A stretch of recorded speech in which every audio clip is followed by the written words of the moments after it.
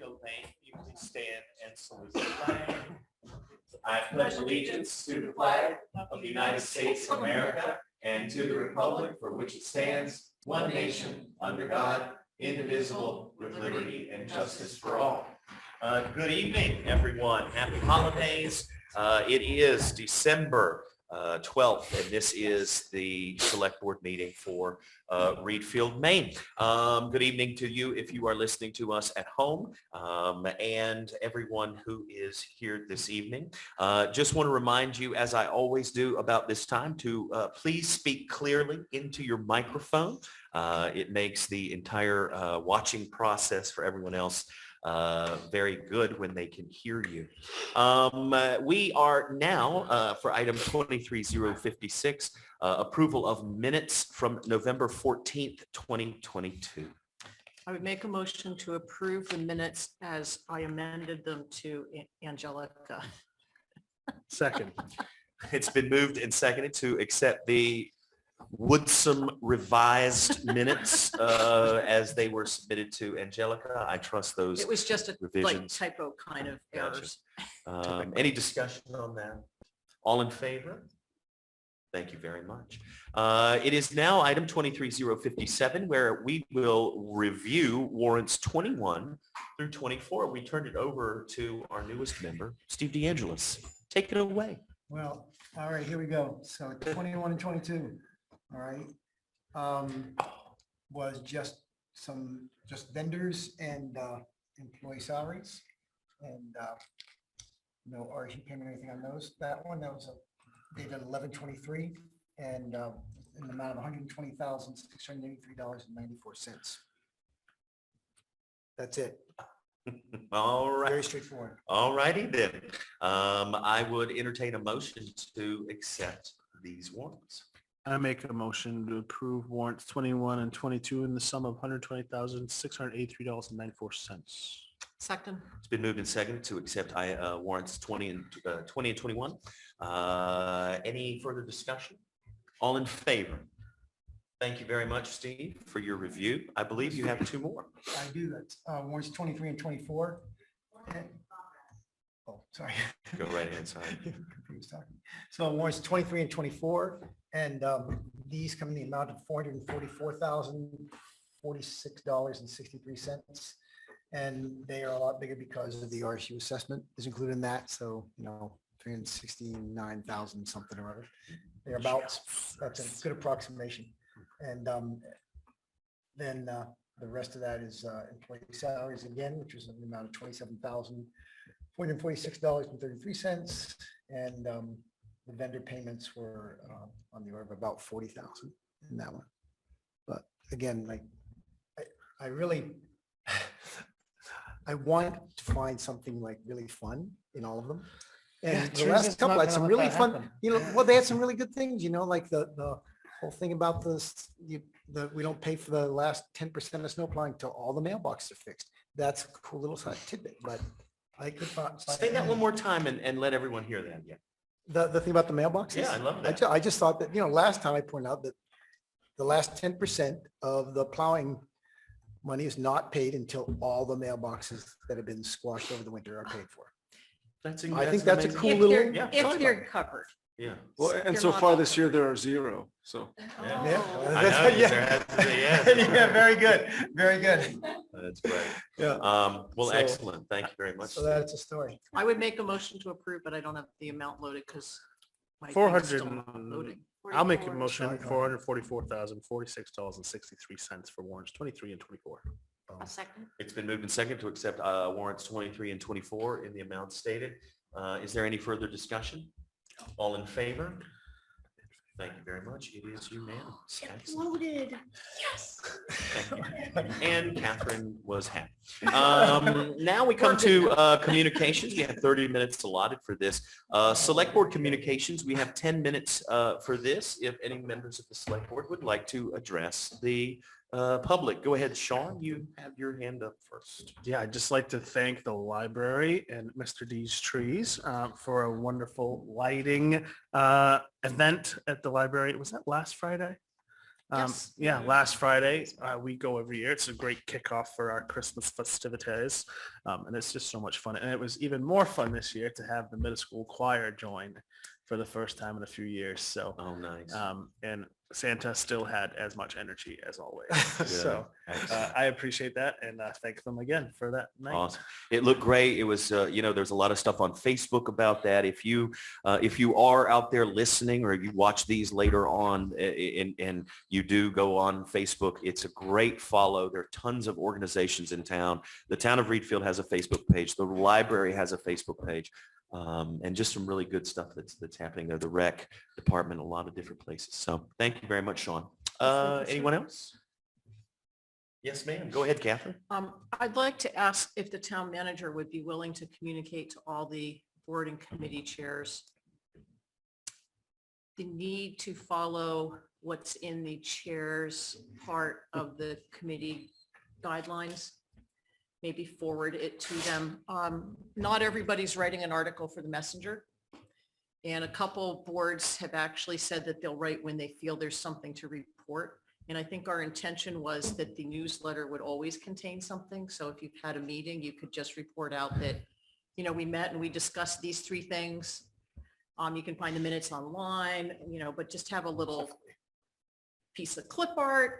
Kristen will even just put that in for you, but like, hey, the trails are open, or like, hey, you can go down to the ball field and kick a ball around on Sundays with your family, but something to just keep things moving and keep people interested. And agendas are not going out on time, and we know that minutes aren't coming in timely. I don't like the idea of just blanketly announcing to people that you all need to do better at this. That's a bad thing in education. So if there are some groups that are doing it really well, maybe we shouldn't send it to them, but maybe just a friendly reminder. Thank you to those of you who are doing this. And for those who aren't, it'd be nice if Kristen had the minutes ahead of time and the agendas so that the public could participate if they so chose. I think that was the intent, and it's not happening. I agree. I think the idea that just keeping things relevant, letting people know what's happening, and then especially if you're an organization that calls on volunteers, requires volunteer help, or is looking for membership, it's just a great way to keep it in the front of people's brains. So great reminder, Catherine. And it's positive. It's positive. Absolutely. And you got to do it sometime. So you just have to get in the habit of doing it on time. Yeah. Excellent. Anything else? Excellent. All right. We'll move now to staff reports. We have 10 minutes set aside for this. We have the double header of the town manager's report and the treasurer's report today. We will turn it over to Eric. Okay, thanks, Dennis. I'll start with the treasurer's report. And I will say that this November report is a bit, it's a bit cumbersome because there are a lot of things that don't make a ton of sense. But really, it's issues that are more related to the last fiscal year and where things showed up, where balances were reflected, when payments for bonds accrued, things like that. So I'll go through that, but I just wanted to give you a heads up that this one is not a normal monthly report. But what is normal is that we did do the check reconciliation through November 30th of 2022, and everything did look normal there. So that was a good start. The audit that is ongoing, and we are focusing on account review and revision. That's going to be discussed later tonight, but we're actually making very good progress. We should have some balances by the end of the week from our auditor, which is exciting. And that will put us in a position to be much further ahead than we have been the last couple of years. So that's excellent news. And then the budget process has begun in earnest, and I've been working with our boards and committees and departments to develop draft budget numbers in advance of the December 30th deadline when we ask for them to have those to us.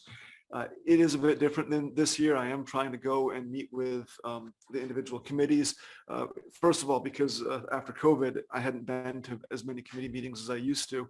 And second, just to explain the process that we have and the nuances of this year's budget, which are generally trying to be more conservative, but in a thoughtful way that doesn't have long-term impacts for us. So that's all going well. With the specific November report, revenues and expenses should be at about 42%. Real estate payments for the month and year are up. So that's a good sign that people are paying promptly.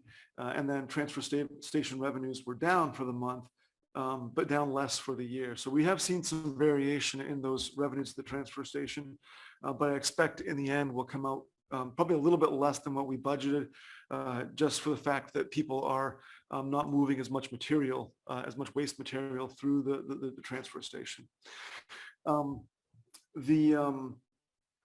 Revenues are running close to budget, which is good. But again, when you look at the year-to-date comparisons, they don't necessarily make a ton of sense because we had bond proceeds come in November of 2021, and that was somewhere in the order of $320,000 or more. I think, I can't remember the exact number, but that skews things when you look at a comparison.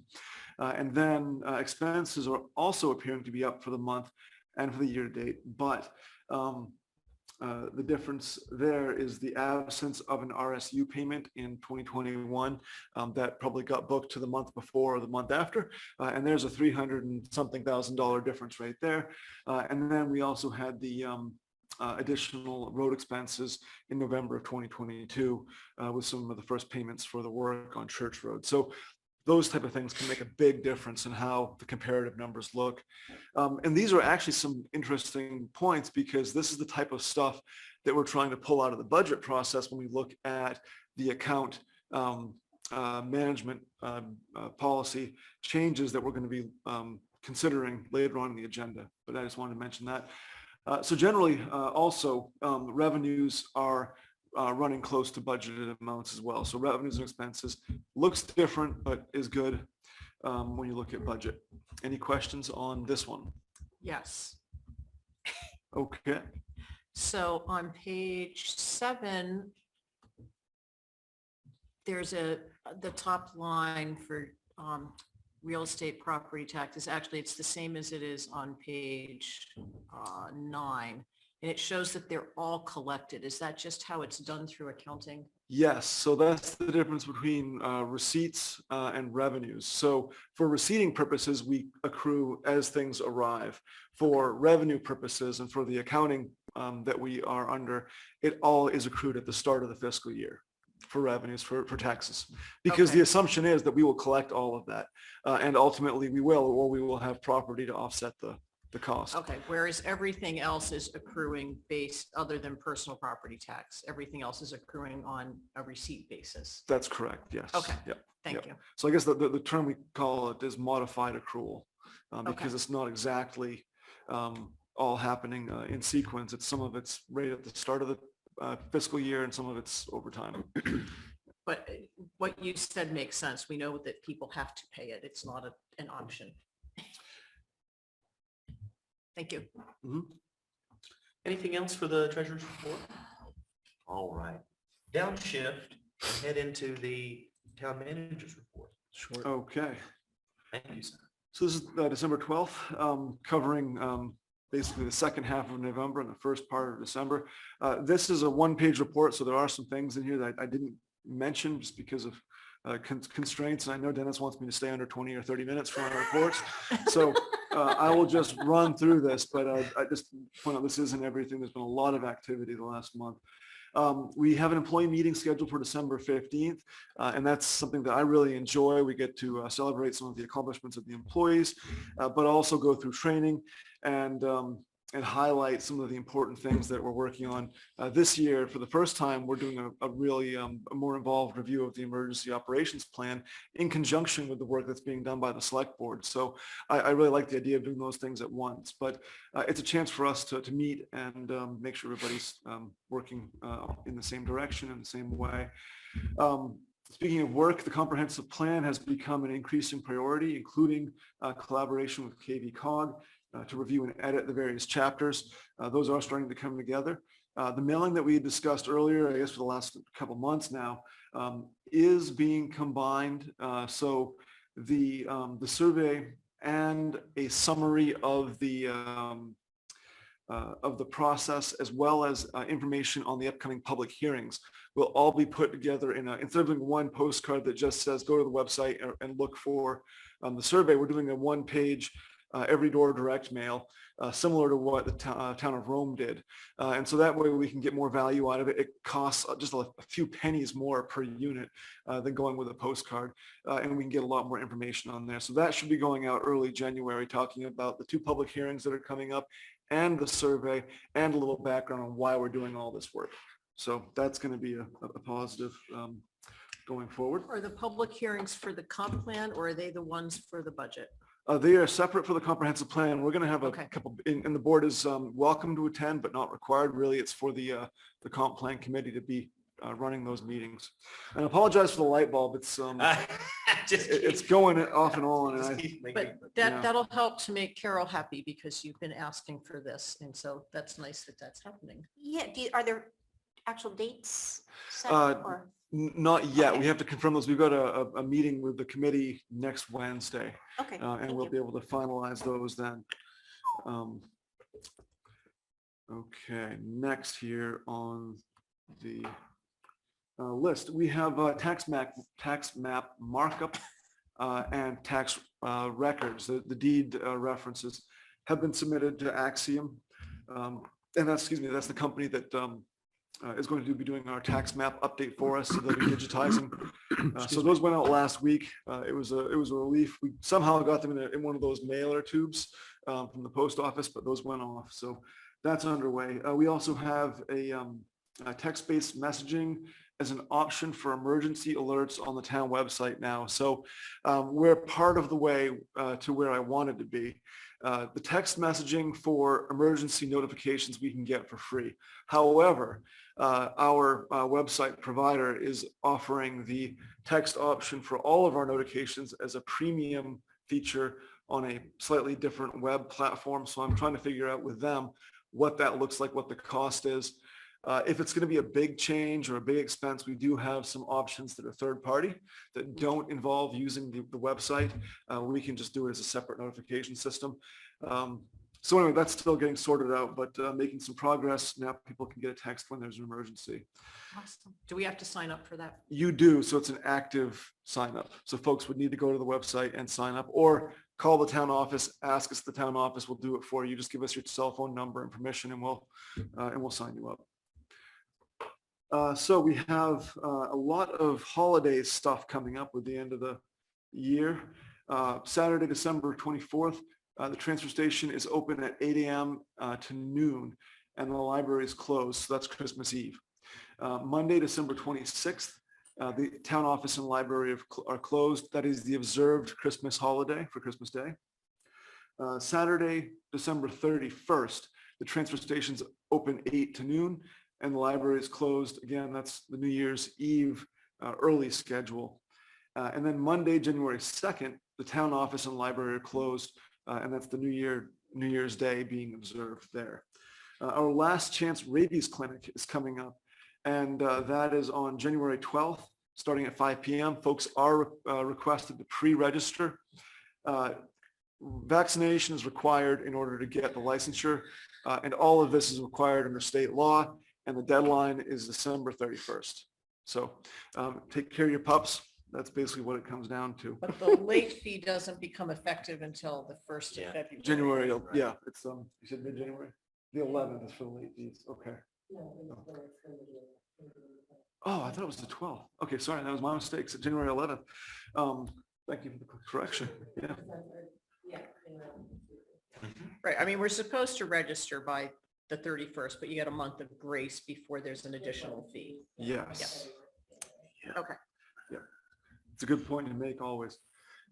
So traffic, parking and roads. Road grading was performed on Walker Road and portions of Loose Road by Cushing Construction. He did run into some issues recently with freezing. We had a long run, but he wasn't able to get everything we wanted to get done. But he did make an effort to get the worst areas. And I do want to thank John also for doing work on Walker Road at no cost to the town. That was ditching that he did. Basically to help the town, but also help keep that road in good shape for his equipment that runs through it.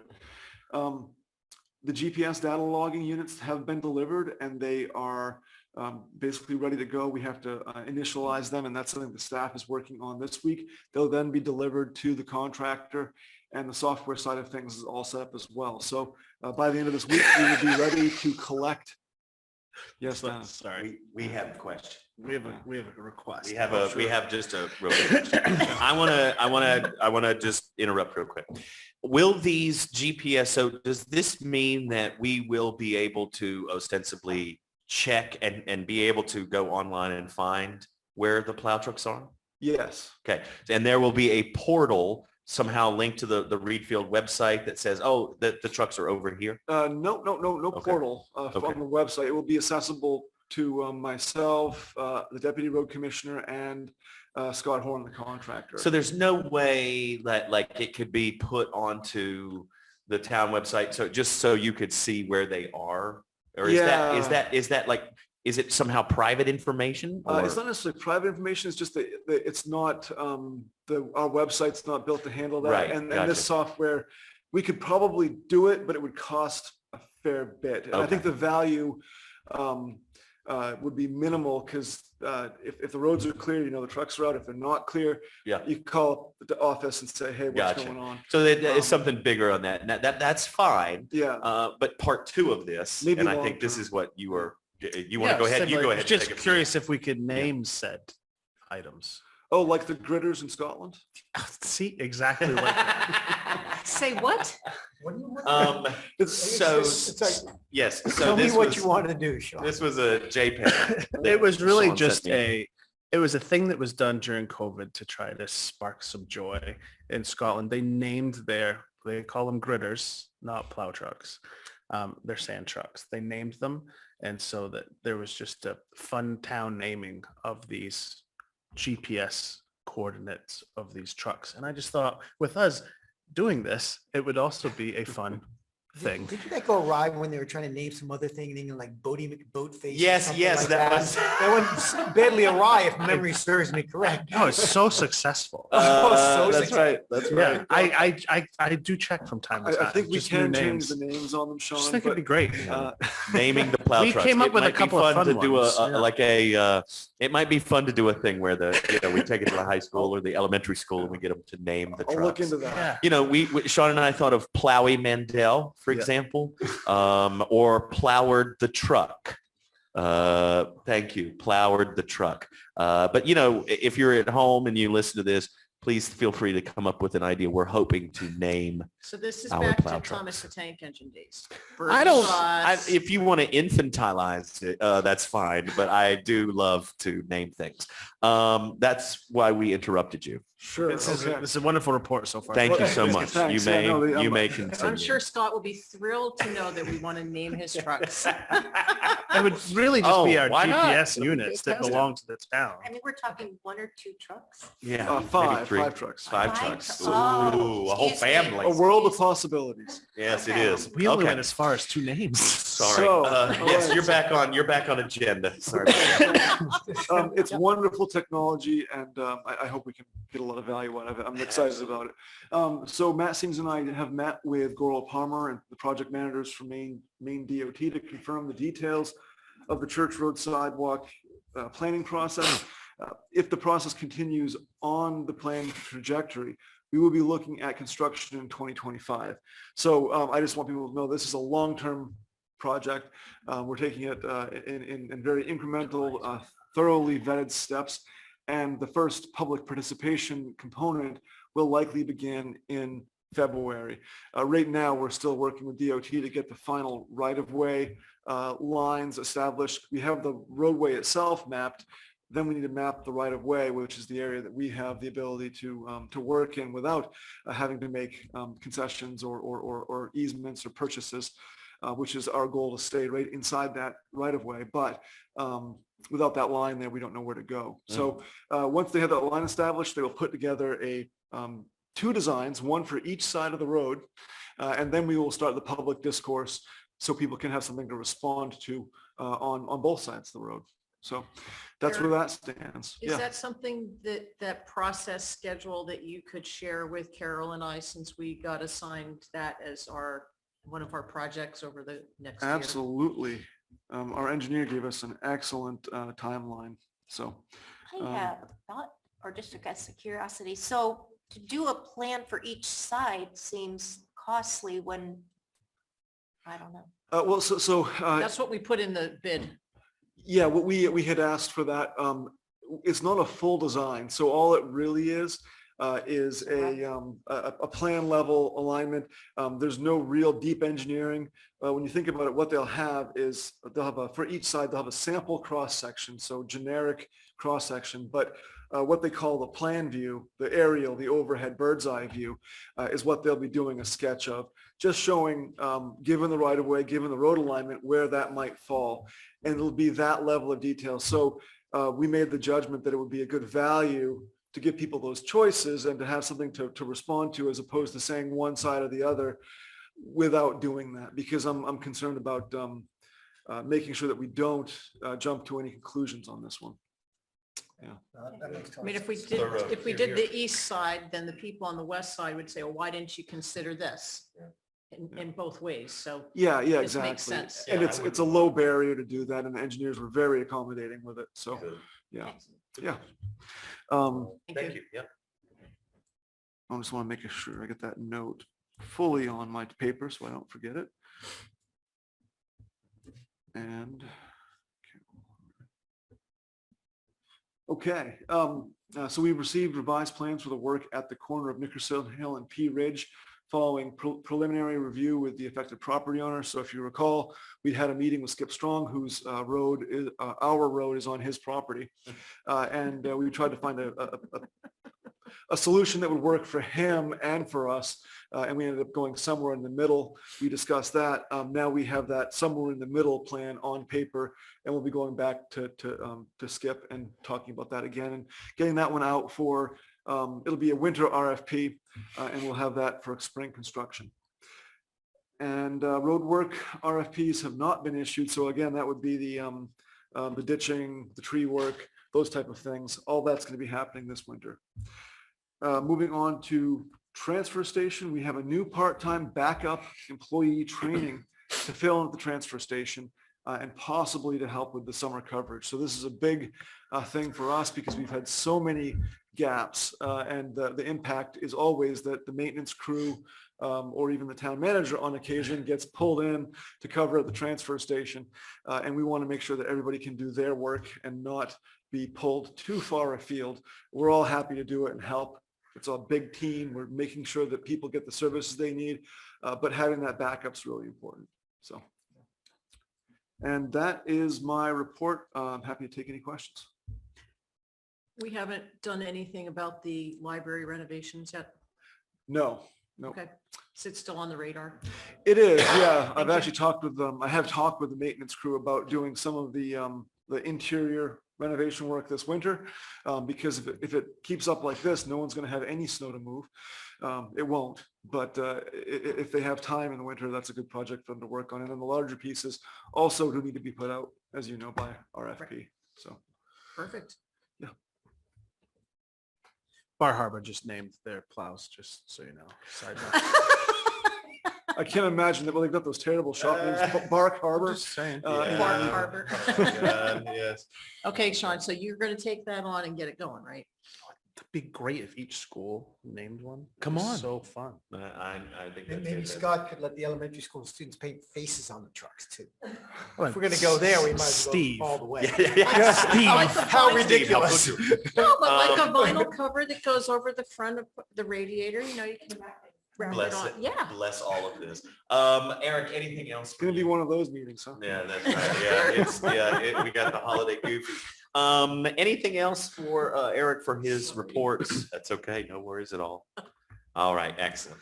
Boards, committees, commissions, and departments. I don't know if there's anything that we have planned for this, but we do have minutes that we would like to say thank you for the trails, the comprehensive committee, and I think there was one more, the recreation committee minutes as well. So any questions? They're all rather old.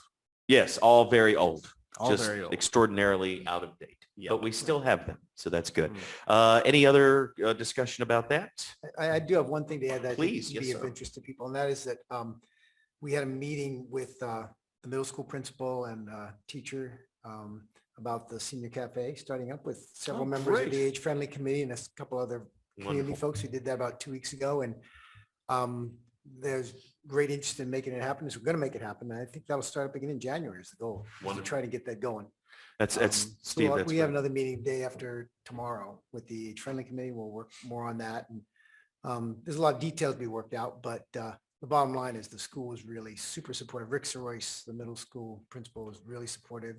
Dan Holman, one of the teachers, also really supportive. And so that's going to happen. Would you mind, just for the record, clearly stating what Senior Cafe is a little bit, Sure. just so Senior we Cafe know? was something that, when it was happening pre-COVID, where they would meet sometimes one day a week and some for a while, twice a week, from my understanding. And who is this? They would be like the middle school cafeteria would be open in the morning. And they would mark off the parking right outside of that. So it's really easy for folks to park, no change in level, just out of the car and in.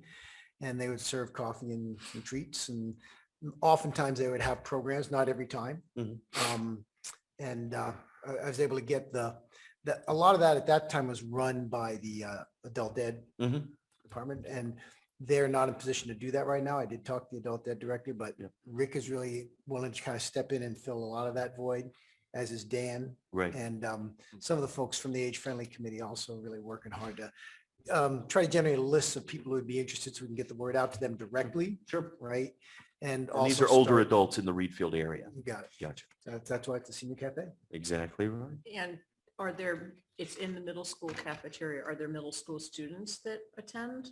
That is, yes, is the short answer. And that's something that the senior citizens and the school were both interested in improving both the quantity and the quality of that interaction. Mm. So, for example, one of the things that we're really interested in do is having things like, a day where they have a middle school group of students who are kind of like tech helpers in the school, and be really neat to have them invite senior citizens to bring in their cell phones or any of their devices and have them, we can help you set up your voicemail, things like that. So just trying to do some things to really get more of an interaction between the students and the senior citizens. Awesome. Now, is that an early morning type of thing before school starts, or? No, it's after school starts, but again, the time hasn't been set yet. But before it was like 8:30 in that range, I think. But we haven't determined the time or what day of the week it's going to be or anything like that yet.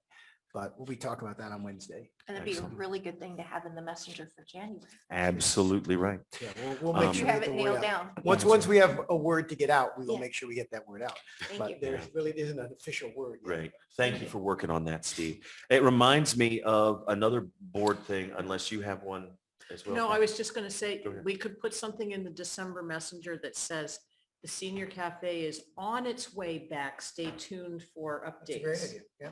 so that people would know it's coming. Absolutely. To that end, to speak about ways that boards are doing things, this was something that Eric brought to my attention. And we put it on the Facebook page so that folks can know about it. But on January 5th, January 5th, 2023, from 9:30 a.m. to 11 a.m., a play group for preschool kids and their parents will resume at Readfield Elementary School and continue each Thursday morning thereafter. The program went away during COVID, sort of like the Senior Cafe, but it's now returning because it is being sponsored by the Readfield Rec Department. The reason that we can do that is because there is insurance through the Rec Department and through the town that makes the liability for the organization presenting it and the people doing the work to make it a little easier for that to happen. So there'll be more information coming out. We've posted that on our Facebook page and we've gotten some good feedback, but just be aware of that. Again, Thursday morning, 9:30 to 11 a.m., a preschool age play group. Great. Anything else? All right, then we will move on to public communications. Public communications. We have 5 minutes for this. There is no one here with us live, but if you are Zooming this and would like to address the select board, just let us know, unmute, raise your hand, do whatever you like. Going once. All right. Seeing none, we will continue to item number 23058, which is to consider the appointment of Kristen Parks as registrar. I'll make a motion to appoint Kristen Parks as our registrar for a term that expires on January 1st, 2025. Second. It's been moved and seconded to appoint Kristen Parks as registrar. Is there any further discussion? All in favor? Thank you. It is unanimous. Item 20 now is new business 23059. And this is going to be a very good discussion for us, and explanation for us if as budget season it begins. And this is going to be a nice deep dive into some changes that Eric is proposing from advice from our auditors. So Eric, if you'd like to sort of give us a brief outline of what these changes are in terms of reserve and carry forward accounts. Sure, very briefly, Erica, I believe, is with us on Zoom. She is. Could. Hi, everyone. There she is. Hello, Yeah. Erica. So I'll just introduce Erica McKay from our HR Smith. You've met her last year when they began working on an audit again. Again, she's a big part of why we were able to make improvements in our process and why we were able to have a more responsive schedule when it comes to getting this current year FY22 audit completed in a more timely fashion. So we're making some great strides. So thank you, Erica. Thank you for the team at RHR Smith. And I'll just say that this is something that I'm excited about, seeing these changes happen to make us more efficient, more transparent, and will enable us to track our reserves and our carry forward balances in a way that's more appropriate. Not that anything was necessarily terribly wrong before. We had some things we could have improved on, but this is a way for us to do much better with how we present and track our information and how we use it for budgeting. It will make us more accountable to the taxpayers and also help limit any confusion about how these accounts are intended to be used. So I will let Erica go through her summary. Thank you, Erica. So I just wanted to say thank you all for having me. I have, this is my second year now doing the audit for the town of Readfield. Last year, when we were kind of coming to the conclusion, we submitted a management letter, and within that management letter, kind of the thing that we wanted to hit home was really about these carry forward balances that we have. So historically, what's been happening every year is you, in your annual town meeting, will say, we're budgeting X, Y, and Z for whatever category it may be. And on some of those categories, you also have something that is saying along the lines, whatever is unexpended at the end of the year, we will carry forward. So there are two kind of parts that come down to this. And the first is really when that is occurring, it's creating a kind of unfair picture of what these true operational costs are going to be in your general fund. So really what we want to do is make sure that if we're going to be using these carry forward funds to allow for extra expenditures that are not budgeted, we want to make sure that if they're not operational costs, they're not kind of diluting that operational budget. And the way that this kind of can happen is through setting up reserves such as capital project reserves, special revenue reserves, and you already have a few of your permanent fund reserves. So essentially, these reserves are intended to be used the way you are currently kind of using your carry forwards. So technically speaking, in an accounting way, you're not supposed to be carrying forward funds in your general fund for more than a year. When we move those to, say, a special revenue reserve or a capital project reserve, then those funds are grandfathered and those funds stay in that reserve until fully expended or until that reserve does not serve the purpose anymore. There also can be a few variations dependent on what that policy for the reserve is, which also gets into our second point here. When kind of going through and talking about all of these carry forwards that have historically been carried from year to year, one thing that we did kind of come into was trying to figure out what the purpose for some of these carry forwards were. Some of them are coming from multiple years in the past, some up to, gosh, decades ago. So I think that the key here that we were trying to accomplish is by setting up these carry forwards into the reserves that they actually should be. And this is actually kosher to do because the town has approved it. The intention for these funds was to be set up that way. They just were never reflected that way in the accounting software. The second piece to that is we have been talking, internally about making a policy for each of these reserves. And what this policy will really kind of do is it will give an overview of what each reserve is intended for, what the funding will be, what expenditures will be allowed, and who has the authorization to approve those expenditures. So that's kind of something that's been missing for these carry forwards, the non-operational costs. And the other thing that we kind of want to make sure that when we're doing this is that going forward, any budgeted funds that are going to boost these reserves. So say we're talking about a fire equipment reserve, and say, traditionally it was always anything that was not spent in the fire budget that went into that carry forward. Going forward, we want to just budget the fire department as it should be for the operational costs.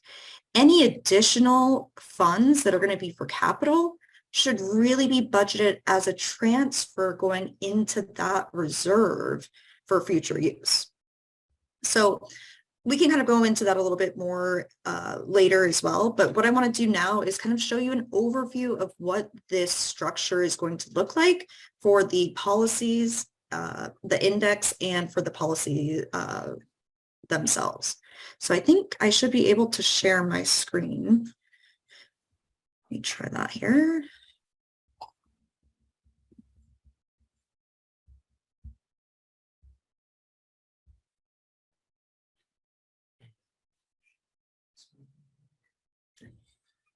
Right, is everyone able to see my screen here? Yes. All right, excellent. So essentially what we're trying to do, all of those carry forward reserves that you had, we try to move into either special revenues, capital projects, or the permanent funds. So now your general fund, you're not going to see that almost $800,000 of assigned fund balance that really is meant for these reserves. So you'll see the special revenue funds. You've got your age-friendly, the ARPA funds, code officer, conservation land, the dog vaccine fund, your enterprise fund, grant writing, heat assistance, legal, library, local tax relief, open space, Readfield corner sewage, recreation, revaluation, trails, transfer station, the interlocal agreement. For your capital project funds, you'll also find capital equipment, leases, capital equipment in general, equipment placement for admin tech, fire department reserve, roads capital reserve, sidewalk capital project, town building reserve, town property reserve, and transfer station capital. Not much has really changed with your permanent funds. Those have all pretty much stayed the same. The only thing we are doing is kind of creating policies so that the kind of background information is known for what these different reserves are. So with the setup of these reserves, the goal was to really streamline and make sure that we don't have 500 different reserves for things that really could be combined. So say, for example, we are looking at capital equipment leases, capital equipment replacement.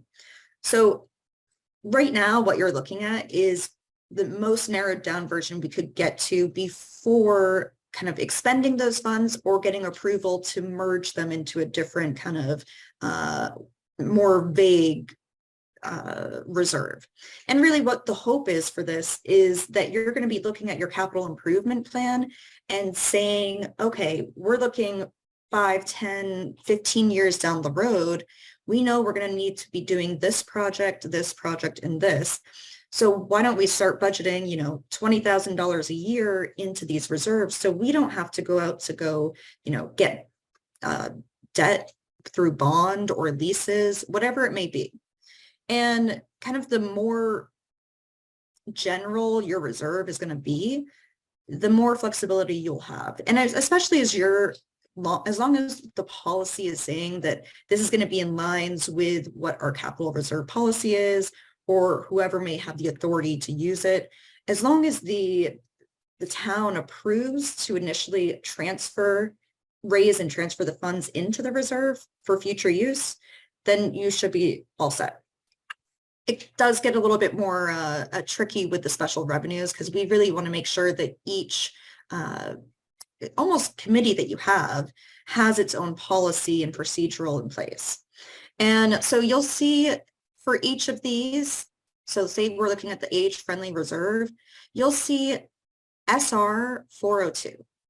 This is going to be the key that kind of connects all the pieces. So we'll actually be looking at the policy here. If I can get out of the screen. For the select board's benefit, these are all in the packet, all this information. When looking at this, I'm like, SR 402, I did not know what I was even looking at. So that's what she's getting to, right? Yeah, Yes. yeah, that's the reserve name, yeah. So the 402 has also another meaning, and this 402 comes into your TRIO reports. So we made sure that all of the reserves are going to be really easy to find in both the policies and in your accounting structure. So when we kind of went through and tried to reorganize how the funds would be set up in TRIO, we made sure that everything would be consistent, very easily transparent. So you shouldn't have to kind of make an Excel sheet and say, okay, those expenditures we need to pull in these revenues. It'll all be there in one space. I'm sorry. So getting back to, sorry. I'm sorry, you're mentioning, did you say TRIO? What is that? So that's going to be this accounting software that's used. Okay. We currently use it, continue with it. Right. And the goal really is, each committee should be able to view those reports at any given time and see what their fund balance is. So for example, this is kind of what the policies are going to look like. You'll see the title, and then we'll have at the top here when the actual reserve policy was approved. And like I said, these are something to be talked about internally. We just kind of put what we know so far and what historically has kind of been the plan. So for example, for the age-friendly reserve, we're saying that it's to meet the needs and engage the strengths of citizens, to build a community for all ages, so on and so forth. We talk about the funding. The primary funding will be through applicable grant proceeds and town raised funds. And the process is really kind of where we're saying how this should work. In the end, the select board should have the ultimate authority. However, we do know And we have reflected here that there is an age-friendly committee. So as we have gone through in the process, we've kind of denoted that they are to kind of work as a liaison with the select board, propose appropriate utilization of the funds, and they must get approval before applying for grants. And we added this, I mean, you can definitely talk about it internally, what you think is best, but setting up controls like that within your processes will really help you down the line. I see it a lot where there are, a lot of different departments or committees in a town or school, whatever it may be. And if everyone's kind of going out on their own, applying for grants, sometimes those grant requirements kind of don't always get brought back into finance and to the board. Like the last thing you want to do is find out eventually, oh, we have to match these funds, or we have to comply with all these regulations. And, at some point, if you're going through and the oversight agency that sent you that grant finds out you're not in compliance, you could be liable for giving those funds back. So really just making sure that everything is kind of denoted, who's going to be posting the funds, who has the approval, and so forth. The last piece that you'll see down here is the attachments. So kind of a best practice we've been really kind of trying to let all of our clients know is that policies, procedures, any internal documents really should be reviewed at least annually. A lot of times what we're finding is that you may have policies, but there's not one place where everyone can go to find the most recent policy, see when it was approved, find the minutes approving it, and then it's kind of seeing when they were reviewed again to make sure they're still in line with the town's processes and procedures. So as you'll see down here, we've got attachments, which would be the approval of the minutes enacting this reserve. We've got the annual review off sheet, which is something that you guys can talk about internally if you'd like to set up a process for. A lot of times it's in the best interest, especially if you have these small grants and you maybe have an over expenditure and you're like, oh, okay, we don't need this grant reserve fund anymore, but we need to fund it through any overages, through overlay or whatever it may be. And then keeping copies of the revisions to policies is also a big thing as well, because you don't want to go through and be looking at a policy and realizing, oh, shoot, this is actually was revised 5 years later. So that's kind of one other area that we're trying to hit home there. Excellent. Thank you, Erica. Eric and Erica, is there anything else that you would like to add to that? I guess the one thing I will say is that what I'm looking for from the board tonight would be a motion to move forward with these changes and to set up this account structure and to take this approach to policy so that we can be prepared to start transitioning in February to this new format, which will make us fully prepared to find success in June when we transfer to the next fiscal year. Absolutely. So I'm looking forward just the blessing of the board to make these changes. Again, there's no dollar value changes here. It's just how we account for these Structural. things. Structural, yeah. Anybody have anything, questions? Go ahead, Sean. This is great. I love how this is looking. And I'm just wondering, I want us to move it. I'm just thinking, what have you thought, Eric, on how this goes to the boards, the committees?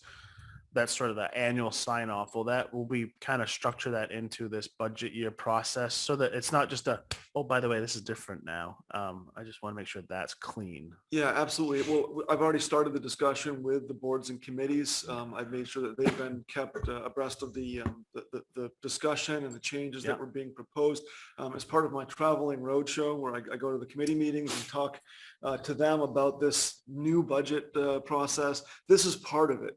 The fact that the new approach of trying to be a bit more conservative and making things more proactive and less automatic, that's part of this conservative approach. And so it fits nicely with the discussion we're already having about wanting to do better fiscally this year and next, and also about using some of the reserves that we have to help soften the tax impact. So it's part of the discussion. Going forward, I think the annual review definitely could be part of the budget process. Absolutely. And I just, yeah, sorry. just to finish that part is, I love the attachments in that process. How do we set that up so it's accessible for us all to witness and see that and track that and, know that we're talking about a policy from X date or not? What is going to be our construct for that? Sure. How are we So- looking to present that to people? Couple things. We would want to do a review, I think, with the individual committees of their individual pieces, just to make sure in most cases that they're okay with it. We might have some conflict over some of these proposed changes, but I think generally people have been very welcoming. But those policies, just like the age-friendly example, I would then expect those to come back to the board, the select board, for final approval. It wouldn't be something that would be left for the committees to craft themselves necessarily. All of that together, the policies, the account structure, and all of the supporting documents would then be treated similarly to how we treat our board and committee manual, where it's available online, and we review it pretty regularly. That one, we could also talk about it. I think it's a hybrid of a financial document and a policy document for the boards and committees. So I don't think it belongs in with the board and committee packet that we have. I think it could be a standalone document that's modeled very much the same way, where it's all there, all in one place, all those policies. And we could even reference that document from our board and committee guide that we have. So that's how I envision all that coming together. And again, the website and the town clerk obviously will have hard copies here at the office. And our current format for our website's we'll be able to support that because this is going to be a lot more, I feel like a lot more documents, a lot more, you want to make sure that if there's any amendments or any appendices every year, that's sort of attached, right? So you can see the flow over the last few years if there's changes. So I just want to make sure that the way we are set up right now, that we can maintain it and that it's accessible. I guess I'm not sure our website is ideal for that. I'll put it that way. But I think that what we could do is something similar to the emergency operations plan, where we have a page included that identifies what changes were made in summary on a year-by-year basis, and it can accommodate 20 years worth of revisions, something like that.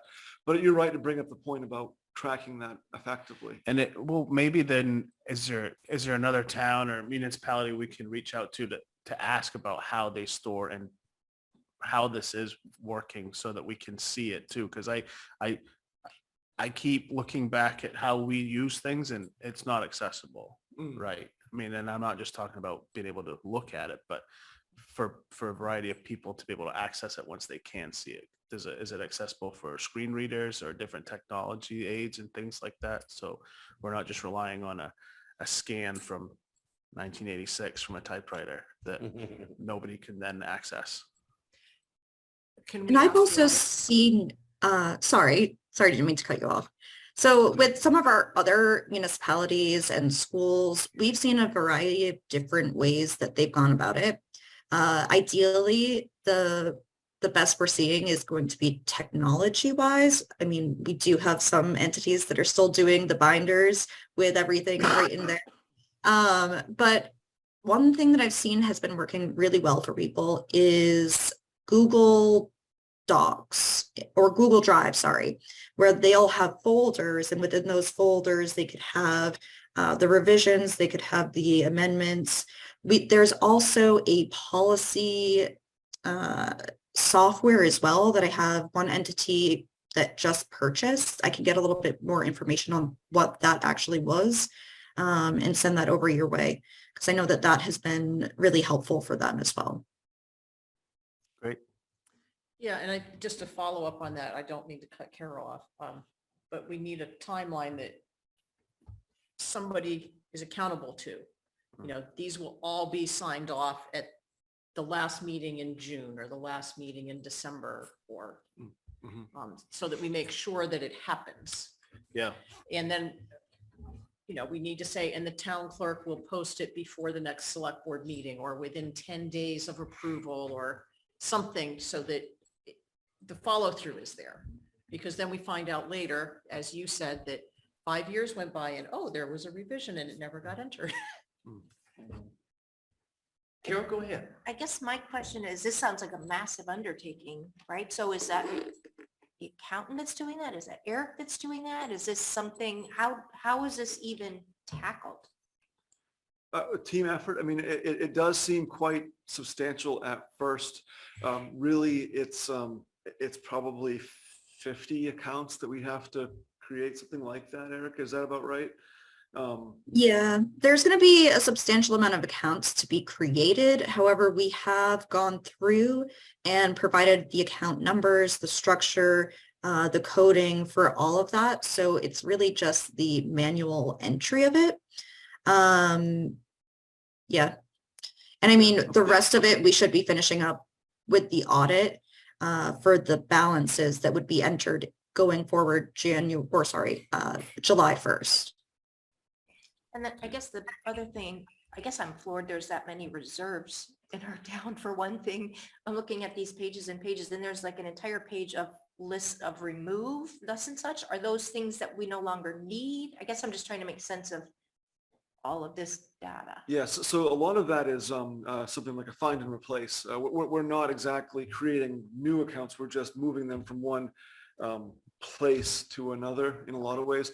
And actually, I mean, believe it or not, we're actually down about 30 to 40% from when we started 5 years ago trying to consolidate and bring down the number of reserve accounts we had, because I guess we were kind of addicted to that approach of just, you know, putting money aside and having it automatically flow forward and always having that available. But the way we did it wasn't ideal. So it is a fair amount of work. I will say Teresa is going to be busy, and she's going to have to stretch a little bit to do this.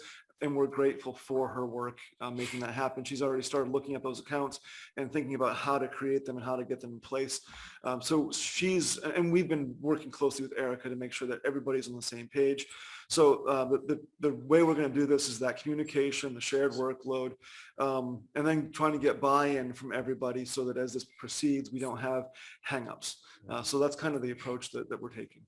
Okay, and finally, I guess if a group has a project that they want to think about and try to figure out how to fund, the reserves is the first place we should be looking, right? And I don't know that we've done that. Is that how we've always? Yeah, typically it is. Okay.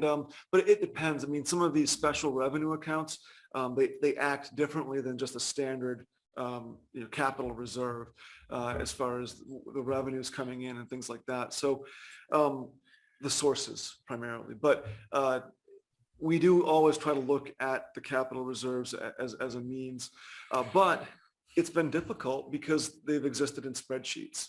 So this, as Erica said, will make it a lot easier for us to see and discuss and track all this stuff.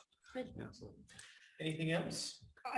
So who is actually creating these fund policies? I mean, from a work standpoint, it seems like you kind of just make multiple copies and as a boilerplate, and then you revise it to be specific to each particular account. Yeah, so Erica and Teresa and I sat down and discussed all of the reserve accounts, and we gave a narrative essentially of how it worked, how the accounts were intended to be utilized, and Erica just kind of typed it up for us in that format. We have those 3 samples. So basically, Erica's going to be working on majority of that with input from town staff, and then ultimately the boards and committees. And that's all included in what we had budgeted for this project, or are we going to be looking at another amount? That's a question for Erica.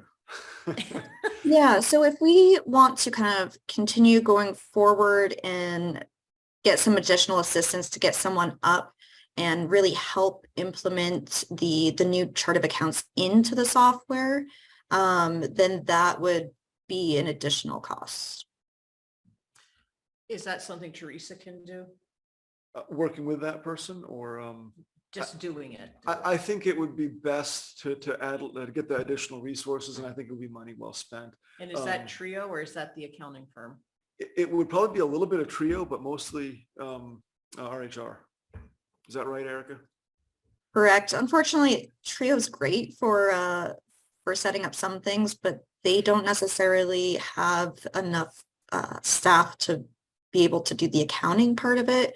And that's kind of where we're kind of needing to focus, and especially, you know, where we want to make sure that there are revenue and expense accounts and transfer in and out, and your control accounts are working accurately. So those are all things. We have a team member who specifically does that at our firm.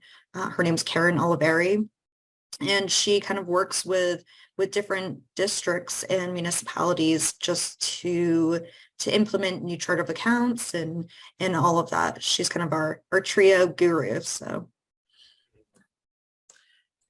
And doing these policies, is that something that would be done here at the town office, say by Eric, or is that something that you would be handling? So most of the policies have been updated, and then this is really just a first view. So the goal for this is really, once they get back to Eric and Teresa, that they subsequently go talk with the committees, see what their kind of goals and hopes were for those reserves, see if we missed anything, and then also kind of come back to the select board for kind of that final review. Because this isn't supposed to be like me telling you what to do. It's really kind of me sharing the best practices and you guys kind of taking that further, so you can say, okay, yes, this is best practice. We also need to add this because we have this strange, occurrence or whatever it may be. But primarily, we just want to make sure that all the controls are there in place. So when we send those documents over, you'll kind of get the overview, and then you can kind of take it from there. Thank you. I'm still not getting an answer, so I must not have asked the right question. I want to know who's actually writing up these approaching 50 policy documents. Are they already written up and we only see 3 of them here? Yes, so Go ahead. Eric. I have written those up. There are additional on the server. The only ones that I haven't finished currently are going to be the capital projects and the trust funds.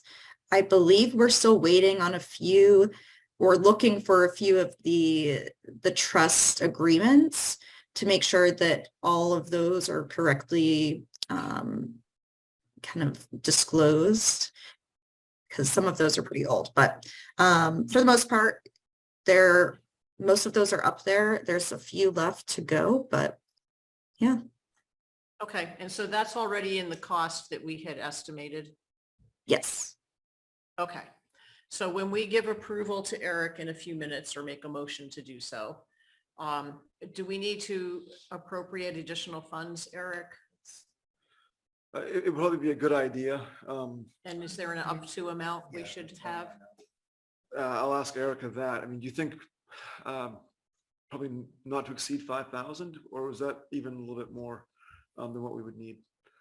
Yeah, I was talking with our non-attest team, and we think it should take, approximately 2 days. And I think we charge, I want to say 120, 150 an hour.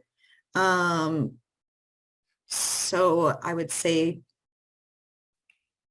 a couple thousand, I would say max up to 5 if there's any issues, but I don't imagine it would get to that point.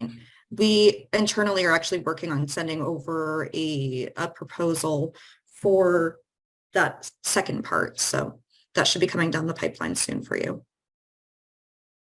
So we could reference approving the proposal up to, not to exceed, say, $5,000. Yes. So if the proposal comes in at 2,400, then that would already be covered. Correct. Yeah, absolutely. And if you felt more comfortable, we certainly could wait for that second part until January select board meeting. We have our first meeting early in the month. So I'd be okay with either approach, but if you want to move things forward and get as many weeks under our belt as we can, that first motion will be fine. Yeah. Yeah. You Good. want to do Any- it, Sean? Yeah, no, I think that's great. No, do you want to make the motion? Oh, yep.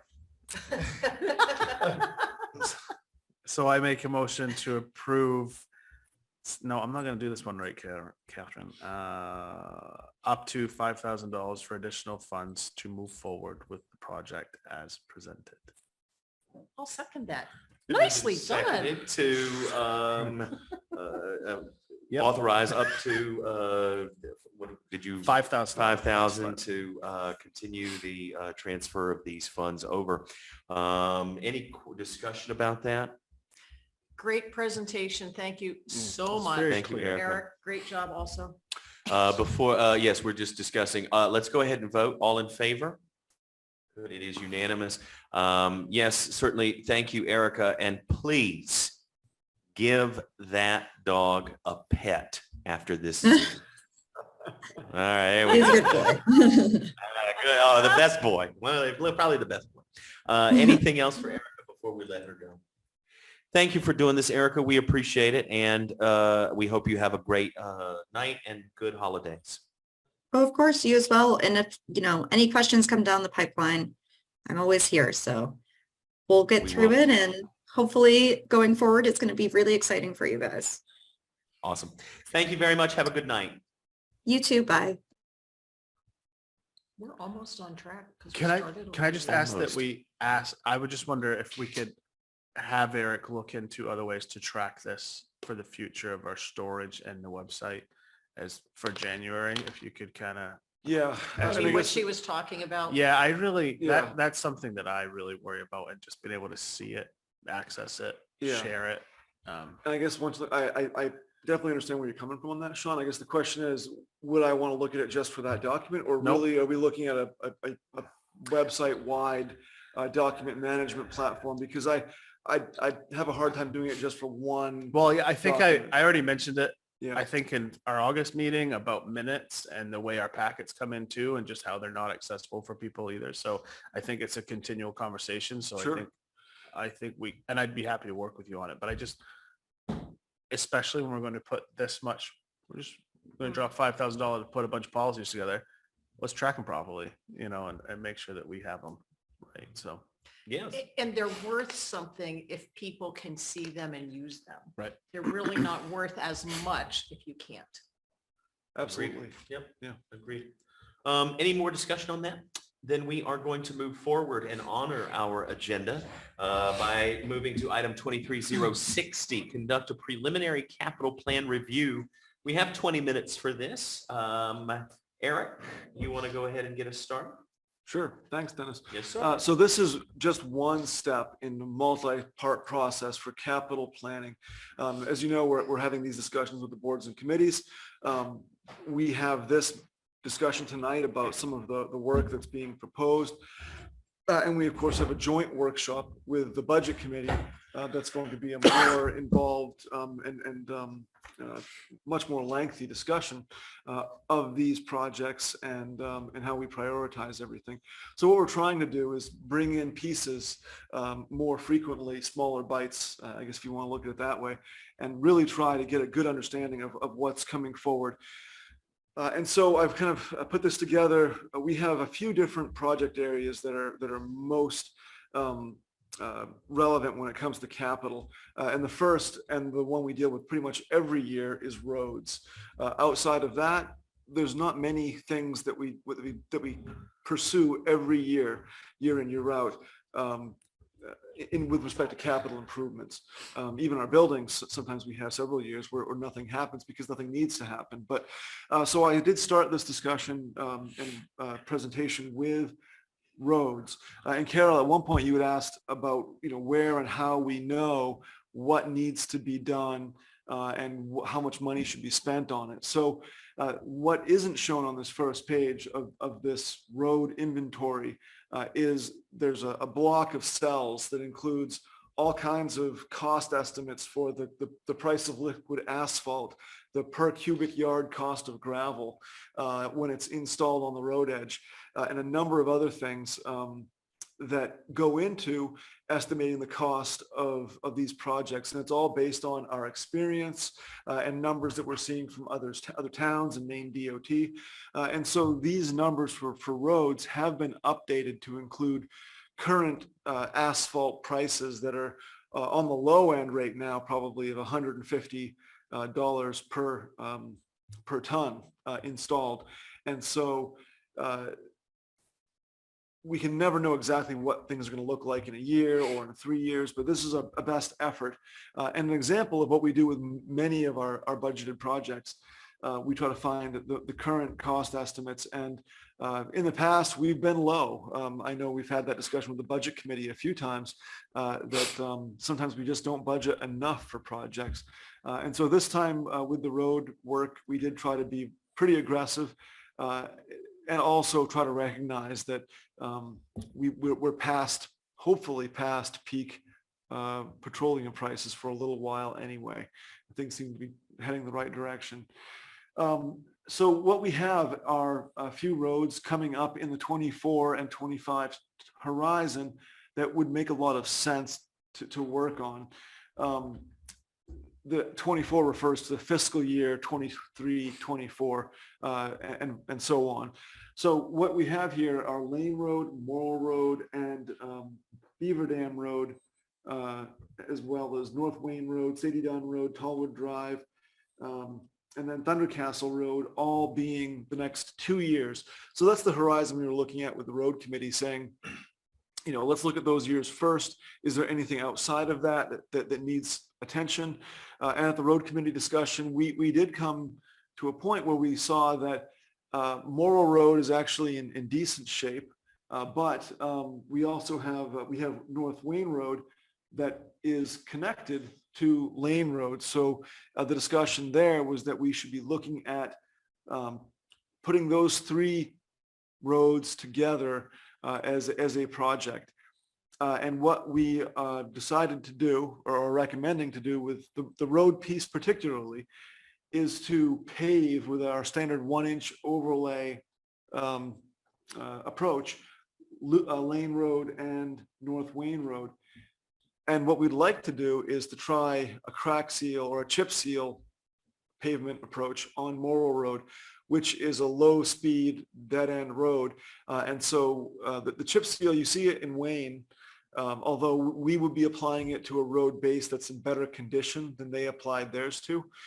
And so it's an asphalt emulsion that you then drop aggregate into and roll it into that asphalt. So it makes a nice full surface protecting layer, and then you add the aggregate to that, and that's the wear course.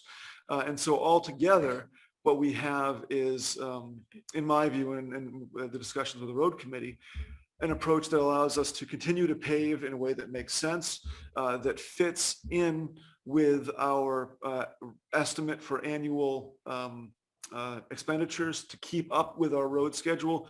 And we're also trying to be a little bit conservative by trying out that alternative pavement treatment on a road that's much less impactful than, say, another road in town. So we would like to budget the full amount for the paving cost, although we recognize that the chip seal usually costs about 2/3 what it does for paving with a proper 1-inch overlay. So Catherine. So we were talking about this, I don't know when, I think before you came up, but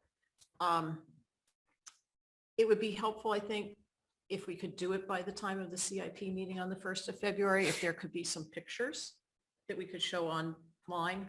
Okay. So this is what crack seal, or this is the chip seal surface, you know, and I think we've seen those on a DOT website that came through at some point in the last couple of years.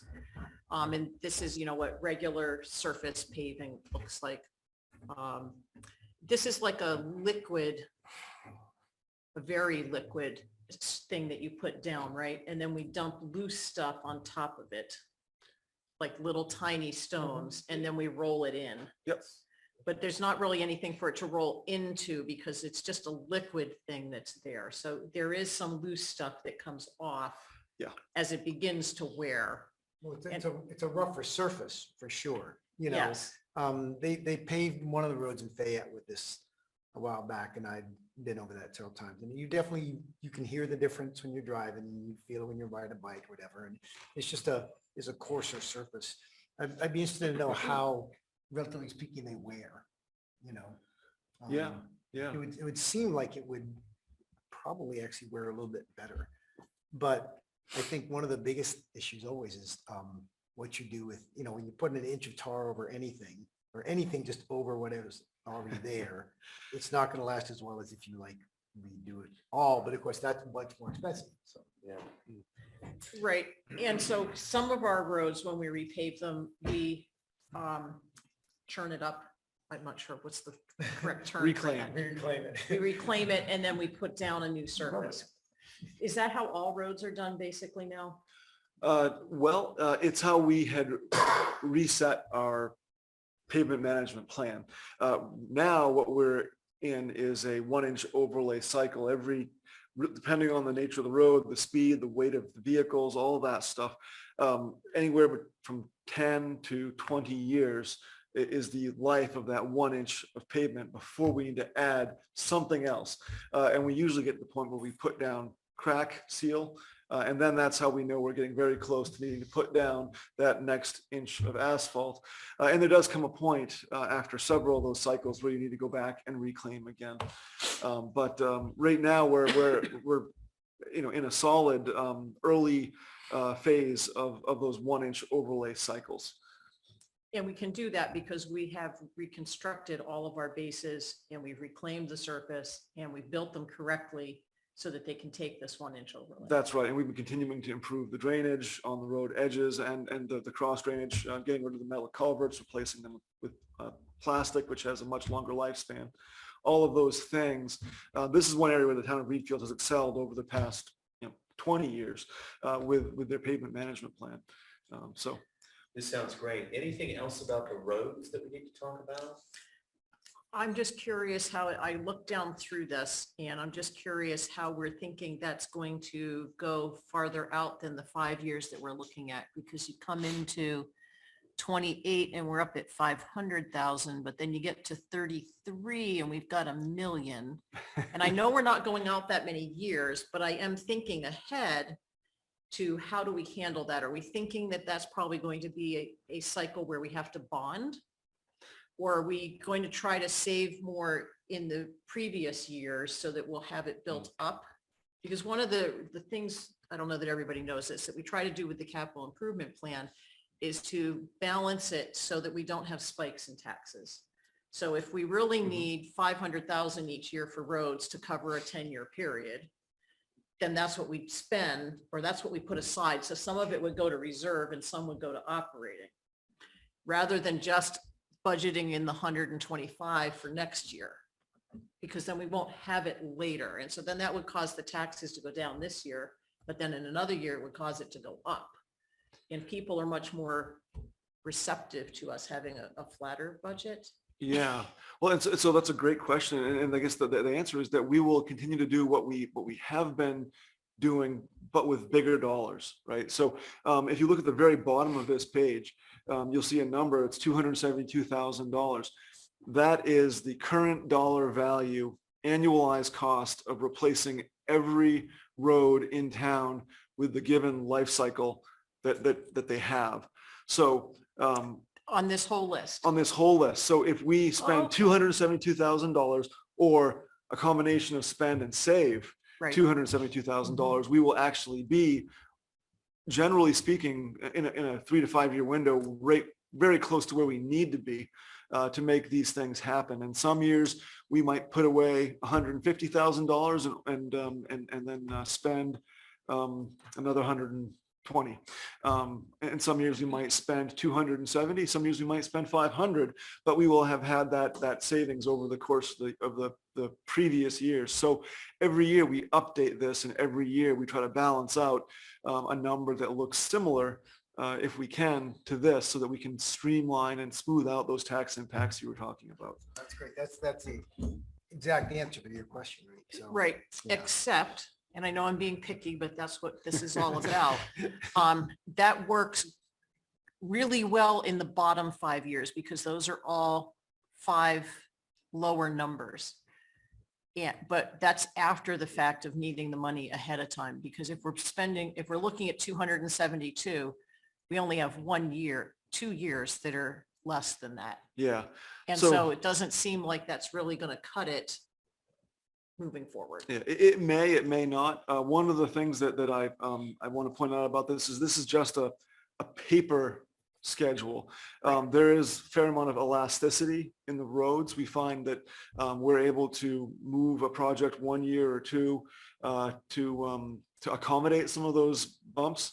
And honestly, if we need a bond, we could do it with a 2 or 3 year bond, which would give us we would have much less of a fiscal impact because we'd be paying less interest. So if we needed to, we could do a short-term bond. We wouldn't have to bond for 20 years like we had done in the past. We can Okay. bond for 2 or 3 years and smooth out that bump. Okay, that would take care of year 33 through 40. Yeah, and honestly, I don't really look too much beyond 5 or so years out on this. Thank you. That's Yeah, really great just to- information. Just to sort of keep us on the agenda. here. Yes. Is there more for the capital plan review, Eric, or are we just looking at these roads? Yeah, well, we started with roads, and so you can get as far into this as you'd like, but what is the next 3 or 4 pages is the full road or full capital inventory that we have for known and planned projects and our budget year projected expenditures in the column that's highlighted, and then 4 years beyond that to show basically the full 5-year horizon for capital projects. And so you can see what's being proposed and what the impacts are going forward. I will point out that a couple of years you see major impacts on the bottom line for the full project cost. So right now we're looking at potentially 1.1 million for this coming year, but that would include 700,000 or 750, whatever I plugged in there 750. for the Fairgrounds Community Park project, but that's going to be funded exclusively through donations and grants. So even though there's a large capital impact, it doesn't necessarily mean there's a large tax impact. And then you look forward a couple years, and then we've got another 1.3 million. And I'm pretty sure there's a fire truck in there, There is. and a few other things. So you see some variability there, but it wouldn't necessarily show up, especially in that 2026 horizon with the fire truck, because that would be bonded. So the actual impact on taxes would be spread out. And the hope is that it's replacing a bond that's expiring. Yes, which I think this year is the last year we have the bond for the current fire truck that we just recently bought. And then Carol, you had a question? I had it circled question mark, like, why is that even listed in there? So the 750,000, and that's because we hope to spend that, but it's not coming out of taxes, I think you just said. That's right. Yeah. The idea is that we're showing here the expenditures, not necessarily the revenue sources to offset it. If we want to spend it, we have to list it in the budget. Okay. I have a Even if we're couple. not getting, no matter where the money's coming from. If someone gave us $1 million, we'd have to have it in the budget to be able to spend it. Okay, so like the library, the second floor egress stuff, it says 2022, 50,000. So if that didn't happen this year, are we pushing that out to 23, 24? I mean, it obviously didn't happen in 22. It didn't happen in 22. If it doesn't happen in 2023, you can have a very strong discussion with me about my project management. But it should be happening. Which we won't need to do, right? Which we won't need to do. It should be happening this spring. So, Okay, yeah, and so those projects, because we're in the 2023 fiscal year, that would be taken care of at that point. That bond that we actually took out for that included the library, the sprinkler system for the fire station, and then the paving which is actually the paving is being taken care of this spring as well as part of the Church Road project. The paving where? I think At the library, right? Oh, no, well, no, actually, the capital paving that we borrowed for was for, was it for Plains Road? I'm trying to remember. In any event, we had borrowed a few, $200,000 or $300,000 to supplement the paving as well. But I guess my point was that those things are happening this fiscal year. And in the future, if it doesn't get expended, yes, we probably should be reappropriating and showing that expenditure happening again. But then we would have the offsetting revenue, of course, of the bond proceeds already in place. Okay, another one I had circled was the Giles Road Bridge. Is this the one? Yeah. So is that really gonna happen or? I don't know. That's Okay. one that keeps getting, it's been pushed off 2 or 3 years in the horizon for 5 years now. My Try preference, 2 decades. yeah, probably plus some. My preference would be to have that whole thing ripped out and put in exactly what we have on Millstream, which is a couple of I-beams with some pressure treated wood on top of it, and have a pedestrian bridge there. But that's just my vision. I think that would be the most cost-effective approach, but it's a sizable undertaking to even deal with the demolition of a project like that because of the environmental impacts. It requires engineering dollars. So as much as I'd like to kind of push that one down and push it aside, we really do need to deal with that at some point here. So it's a real thing. It's there as more of a reminder that we need to deal with it. Yeah. Okay, I just had a couple other curiosities. Like, so when something like the library has a $5,000 every year reserve,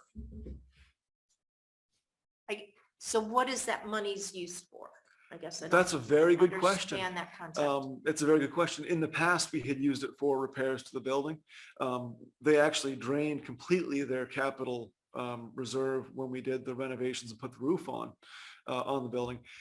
That's the exact question we want to ask of every board and committee that has a reserve account, because the reason that a lot of these other departments don't have $5,000 annually, $50,000 annually in this capital plan is because they're actually being funded through that automatic carryover at the end of the fiscal year.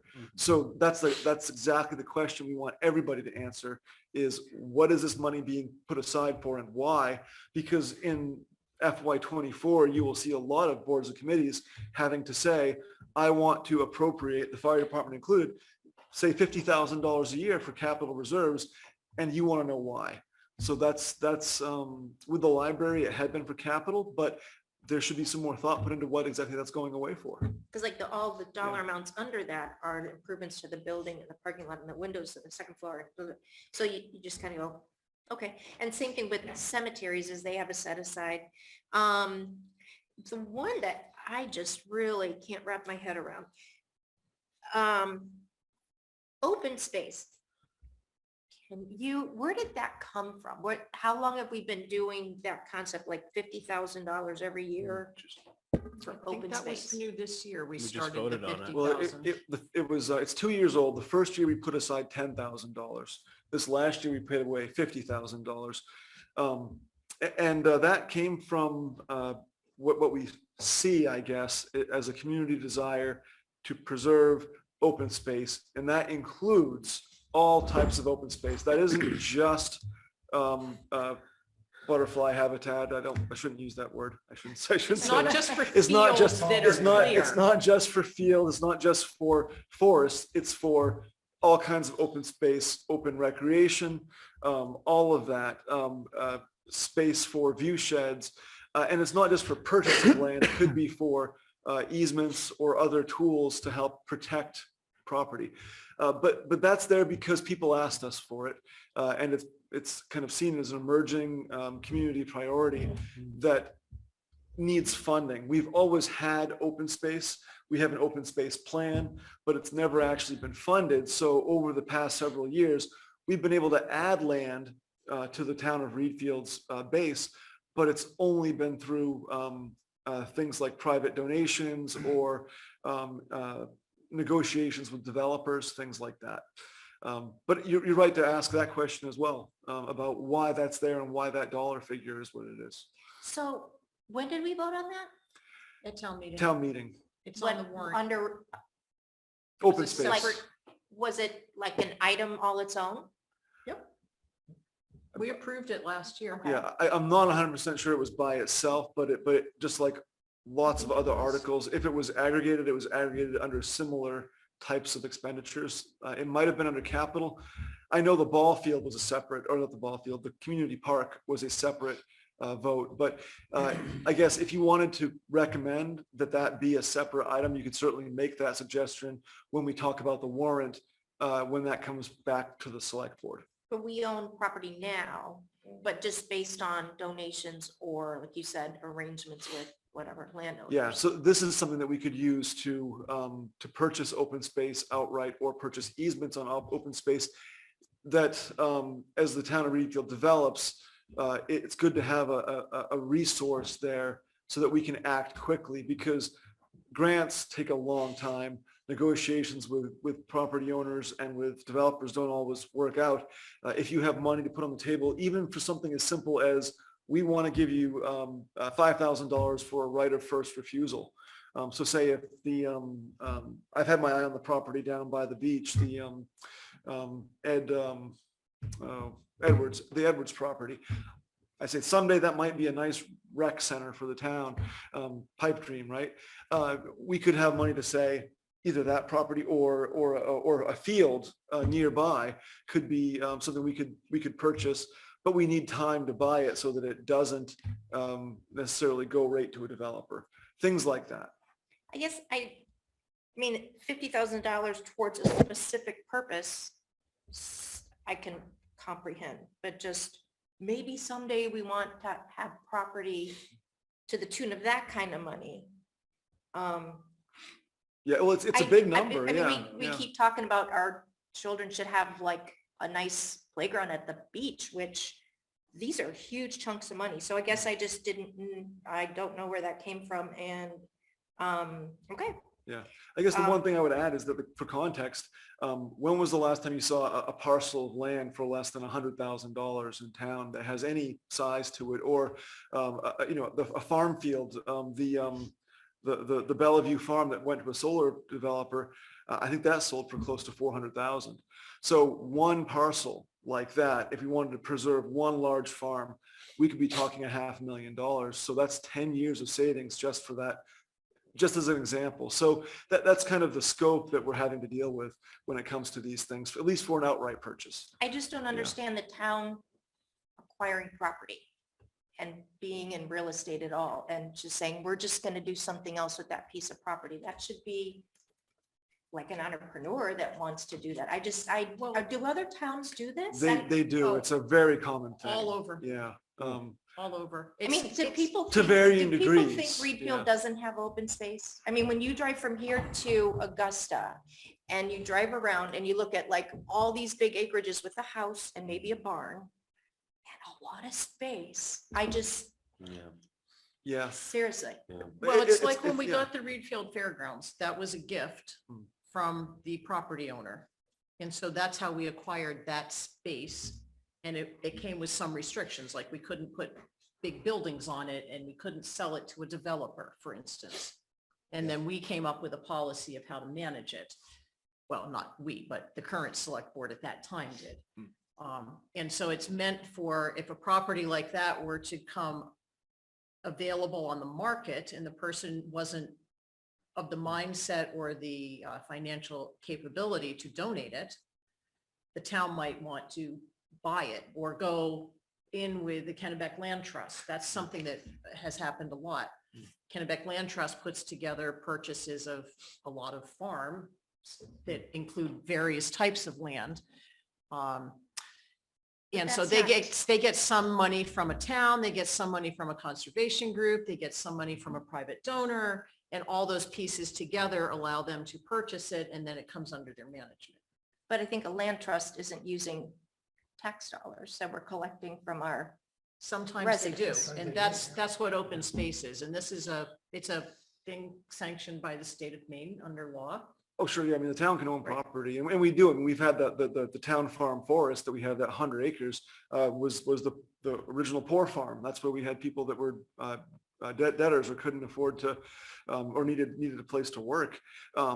It's a long tradition of towns owning property. But I guess the last thing I wanted to mention about it is that what we're seeing in some of the results from the comprehensive plan survey, and just over the years, the people in Readfield have had a very strong commitment and desire to maintain the rural residential character of the community and maintain both active and passive outdoor recreation.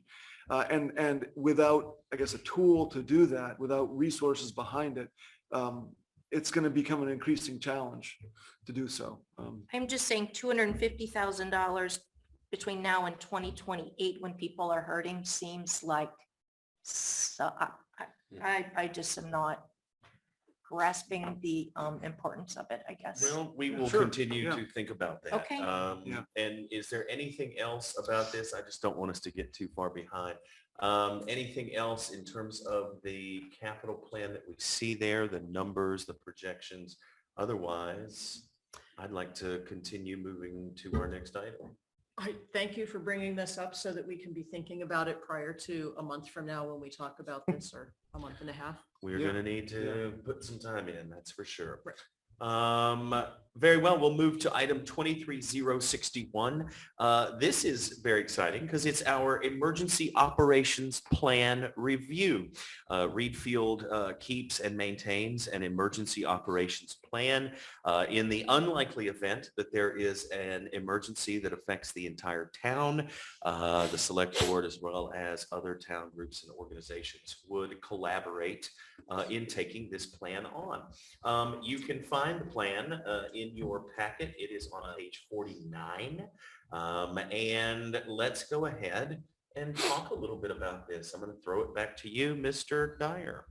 All right, I'm going to say a couple quick words, then I'm going to ask Catherine to talk about it a little bit more because she's been involved for a very long time. Good. But, Yes, sir. process-wise, this document has been reviewed many, many times. There's always a need for tweaks here and there. But this is something we review every year as a matter of course, so that new board members can become familiar with it. Old board members can be refreshed on the importance and value of this. And as Dennis said, it's something that's there, but we hope we never use it, but it's here. The process that I have kind of put together for this is that we would be reviewing the paper document today, kind of going over the background of it. We can answer questions. In January, speaking with Dennis and Catherine, for agenda setting, we're looking at doing a tabletop exercise in January as a workshop. So that's where we would all sit down with Chief Mank, and he will tell us that a train derailed and dumped lithium grease all over Route 17, and we have to respond to that, and it caught fire. And then something else happens, and we're talking about how we would respond to something like that. And it's a thought exercise. So what we're doing here is kind of the review of the physical document, doing the actual hands-on exercise in January. And that way we can fulfill the requirements that Catherine likes to mention about built-in accountability. And so every year we are supposed to do both of those things. We also have been working on the emergency kits that we have that go along with this plan. And we have essentially had to redo those. We could find one. The ones that we had at Kents Hill School and the elementary school and the high school have not been seen for a couple of years. So despite our best efforts, we have not been able to find those in those locations. So we're not putting them there ever again, unless we have to. Right now, we're planning on putting them at the transfer station on one side of town, at the town office on the other side of town, and then on the heavy rescue or one of the fire trucks at the fire station at a mobile location. And so that's going to be our approach. But we will be getting all new equipment, new radios, all of that stuff. And we've already purchased a majority of that, and we should have those kits ready to show you in January. So procedurally, that's where we're at. And then Catherine, if you want to talk about the plan itself, I don't have to. Okay. So it's important to, this is one of those things that you really need to read through, especially before our meeting in January. I don't know if it's the first one or the second one, but what we had discussed was having like an hour-long workshop and an hour-long business meeting. So not having another meeting. And so we'll have shorter business agendas on our two meeting dates in January. And the other time will be spent on two different workshop type things. As Eric mentioned, with the different locations, other things that we changed like last year was we only have one store in town instead of two because the Maranacook Market went away. And we generalized a lot of terms so that we didn't have quite so many specifics. We updated things about roads and terminology that had changed over the last 10 years so that it was more current. Being ready for the tabletop exercise means that our responsibility prior to that meeting is to read through and see what is it the select board does. I can tell you one thing the select board doesn't do, and that's talk to the public. That's not our job. And it's really important that we don't do that job because the whole concept of this is that you have an operations manager. You have a incident commander who's in charge of everything. And that person works closely with the information officer, which I believe is Eric. And Eric is the one who always talks to the public. Now, he will consult with us sometimes before he does that. And he may have the chair, or if the chair's not available, somebody else stand with him.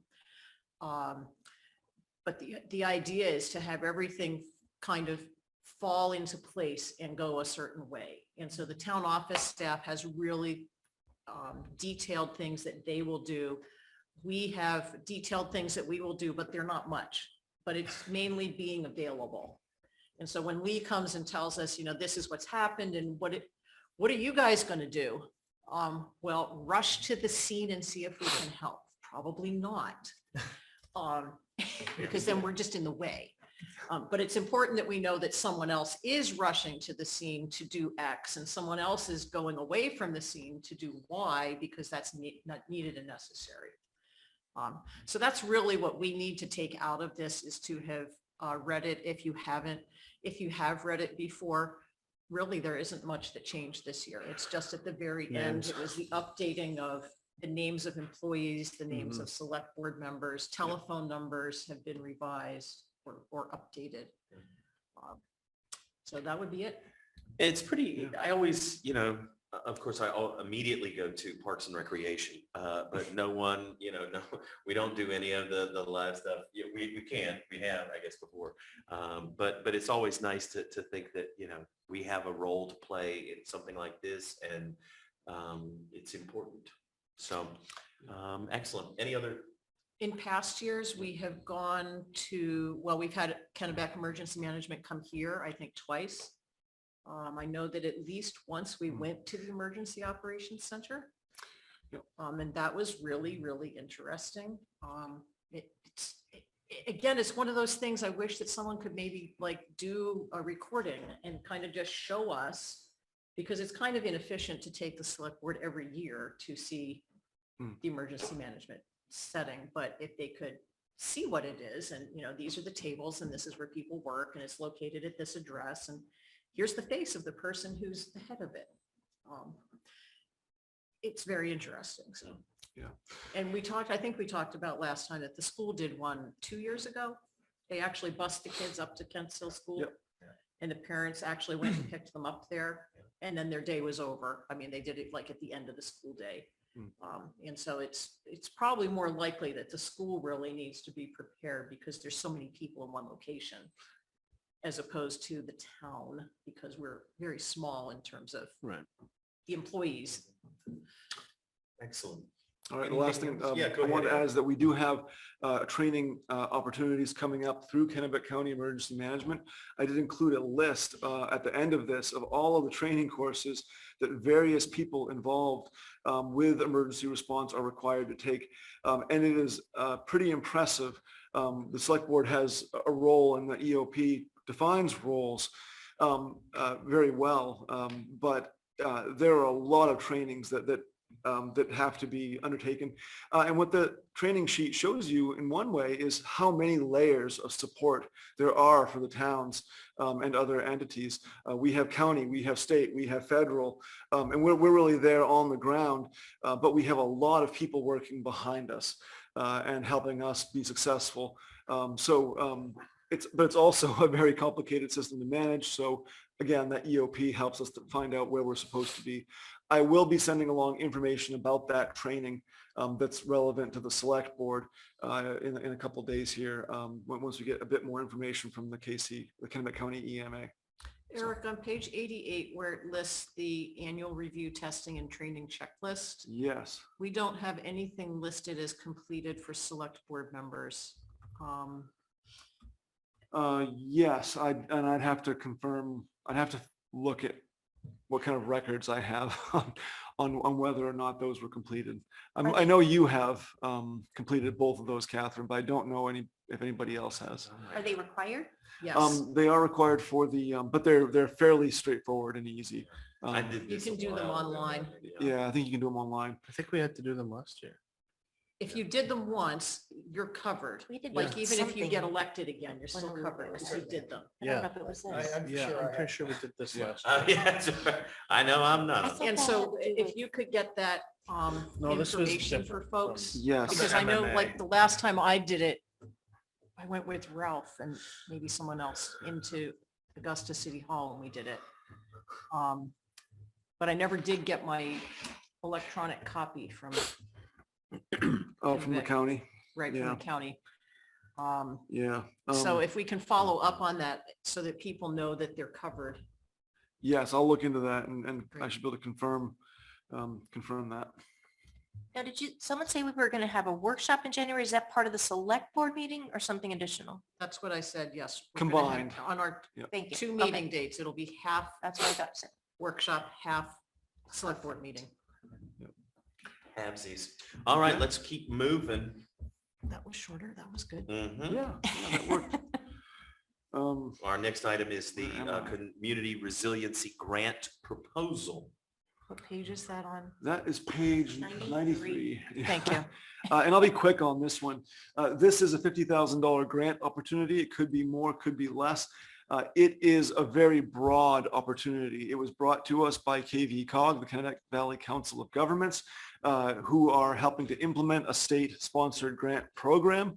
These funds are, I said, broadly applicable to resiliency, which really fits into many categories. In the packet, I included a listing provided by the state of all the different areas that these grant funds could be used for. It's a grant that has a few requirements to it, and that's why I'm bringing it forward and seeing if you have an interest in it. One of the requirements is that we complete a self-assessment, which I've actually kind of started to do just as a way to determine, how likely we are to find success with this. The initial review, I think we're very likely to find something that can fit with our town. There's a lot here. The other piece that's required is to have a public hearing. And that's something else that I think we can accomplish quite easily. We feed kind of this discussion and that public hearing, and then a resolution from the select board, a whereas now therefore type of resolution into that process. And then we have essentially a grant application that's ready to go once we identify a project.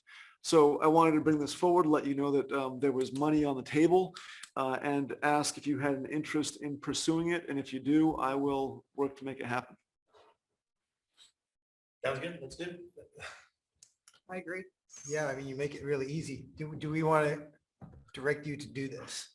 Is that the Yes, vote? that's- To authorize the town manager to pursue this grant? Yeah, I think there's many things in this, looking through, that we've either mentioned, Yeah. touched Yeah. upon. I mean, we could Have in the future? we could fit something. Yeah. Well, all of the 5 budget goals. Okay, that's not true. Well, even the winter The road first- the plowing first is a 3. big one. Yeah. Right, the first 3 of our budget goals. If I can ask, not to go ahead to pursue it, but to come up with some kind of a proposal for conversation, there's a lot of, I mean, if there's a specific project you're thinking of, I think some kind of discussion with the community, but going ahead with moving forward with it, I would not be in favor of that. Oh, so that's just the process. So the part of the discussion with the community is to help identify what the project would be. So I wouldn't be asking to just Apply. and pick one, as much as I'd like to. The idea is that we have a process. So I'm just looking for approval to go forward with the process. What is For a the- discussion what is of the Yeah. deadline? possible, okay. Yes, I would entertain a motion to. Do we have a deadline? I think it's the end of, I think it's this June, but I've got to check with KV Cog. They are presenting it as if it's something we can work on over the next several months with their support. So. I would make a motion to authorize the town manager to move forward with the self-evaluation and planning a public hearing to discuss the community resilience grant opportunity. I'll second that. Been moved and seconded to move forward, seeking this grant of community resilience, and with the understanding, of course, that we will have a public discussion about where exactly that money is best spent. Is there any further discussion?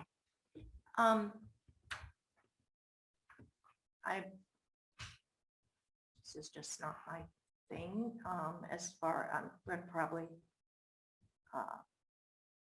there was a lot of stuff that I just was like, how does a town our size do this or enforce a whole lot of this? So I did look at it very strongly and with a lot of detail. It's just, I don't know. Yeah, so I guess if I can help explain a little bit, that list isn't the total list. And that list is just an example of things that could be for any town. And I'll say that there's a lot of stuff in there that's very, Crazy. well, I wouldn't say crazy. I was going to say, Crazy. it's not for everybody. It's kind of a cafeteria plan. So I would look at it as if it's a cafeteria plan and we can pick and choose things that we think make sense for us, or propose something that's right for us, that fits the idea of making our community stronger to deal with things like ice storms, for example, or well, anyway, More I'll just LED stop there. streetlight Or maybe yeah, We keeps already coming did up. that. stuff Yeah. like that. Yeah, Yeah, but we could do more. but I mean, yeah, which part we of- have part of requests the- to do. My understanding is that part of the process is to look at what ideas people in town think would. exactly. Yeah, that's a Make big us part of the process. We can't more get the resilient. grant. And so like, Yeah, we don't have to pick from this list necessarily, and No, this that's is right. just like ideas, some of which are definitely out there, maybe not crazy, but out there, but still. I was gonna say hippy But dippy. it's not- It's not the right $50,000. word. It's $50,000 to go towards a project that the town would like to have done that doesn't cost us anything. There's no match. Yeah. There, and so I think we would be foolish to not apply for a $50,000 grant that we are most likely to get, because they are going to give them to communities throughout the state. That's a good point. It even has open space, so we could, Oh, don't even. put that. You're just trying to But it can start. offset- He's right next to you. but it can you know. offset that part of Um, our budget. So just to be clear, we are just simply voting. We have a motion on the floor. We're waiting to vote on moving forward with pursuing this grant, the first steps, knowing that the actual target of this money is not yet determined. So I just want to make sure we're And- clarifying that. And when we're pursuing the grant, doesn't that mean that, that's not saying we are definitely gonna apply for it, that's what we're gonna look at. Yes. It was just to complete the self-evaluation, which is that worksheet, 2 Mhm. pages there, and to schedule a public hearing to Right. find out if the townspeople are interested in us receiving $50,000 of free money. So the 2 pages are 103, 104, is that the, Yeah. what we're filling out? Yeah, and I've roughed that in. There's definitely more that could be added, and it really should be amended after we have the public hearing. Part of this, the grant, much like the sidewalk process, you were very, you wanted to see that public engagement. This grant requires us to get public feedback about what they think we should be looking at for priorities. I mean, there were so many alarms, like an anti-idling ordinance and, you know, Oh, yeah, no, that's having your not for us. That's businesses not for do us. like Yeah, crazy yeah, stuff. And I'm just like, yeah. No. So if So- you're Portland, that might be something that was good for you, but Perhaps in not for Portland. Readfield. Yeah. And so Yes. that's why Yeah. it was very broadly It's a statewide based. program. Okay. Yeah. Excellent. We still are waiting a vote. Any more discussion? Now's your time. Very well. We will vote on this again to pursue moving forward with this grant process. All in favor? Good. All opposed? I'm gonna, Sure, Just absolutely. It's not- all right. It does carry. Carol's the only dissent, and we will move right on forward. I'd like Can I to make make a a motion that we just- extend the meeting for 11 minutes. That is a great motion. I second that. It's been motion. moved and seconded to extend our meeting by 11 minutes. All in favor? Thank you very much. Very well. We move now to item 23063, discuss and set up the upcoming select board meeting schedule. 5 minutes for this. Let's go to the tape. Do we have a copy of It's on the? 105. If you like what's in That's what I blue, wanted. vote yes, and we're good. If you like what's in blue, vote yes, and we're good. Or blue and, yeah, blue is the select Blue board schedule. and Yeah. green. Yeah, green is the joint So, workshops. Yep. so I want to put these into my schedule right now. Catherine, will you read them off to me, the dates? Yes, they will be January 9th, Okay, hold please. Right. And 23rd, the 23rd, thank you. February 1st, February 1st, which is a Wednesday, 13th, and 27. 13 and when, good, March 13, March 13, 22, and 27. 22 and 27.